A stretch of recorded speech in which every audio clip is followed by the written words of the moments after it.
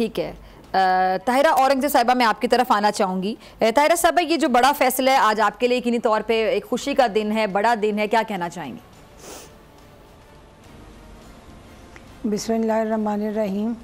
ये supreme court ने जो दाग लगाए थे एक मुंतखब वज़ीर आज़म मोहम्मद नवाज शरीफ साहब पर, उनके किरदार पर, और जिस तरह से पीटीआई तो नहीं, इस्तेहकाम पाकिस्तान के जो लीडर हैं जहांगीर तरीन साहब, उन पर भी ये धब्बा लगा, तो ये सुप्रीम कोर्ट ने, मैं समझती हूँ, आज उस दाग को धो दिया है ये फ़ैसला करके कि नाअहली ताहयात नहीं 5 साल तक होती है, और उस फैसले को कालअदम करार दिया है जो कि साकिब निसार साहब अपनी ताकत के नशे में, अपनी क़ुव्वत के नशे में एक गलत फ़ैसला कर गए थे।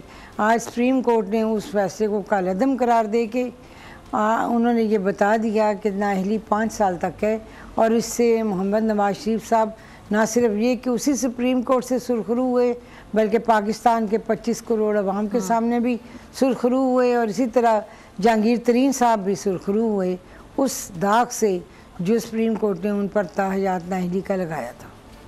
ये बड़ी खुशाइन बात है कि सुप्रीम कोर्ट अच्छे फैसले कर रही है, और इसी किस्म के फैसले होने भी चाहिए जो डेमोक्रेसी को पायदार और मजबूत बनाने के लिए, और एक मुंतखब वज़ीर आज़म को किसी भी हरबे से उनके उहदे से हटाने के लिए किए जाएं। ये अच्छे नहीं होते, इसके नताइज अच्छे नहीं होते। अगर आपको ये वीडियो पसंद आई तो सब्सक्राइब करें और बेल आइकन पर क्लिक करें।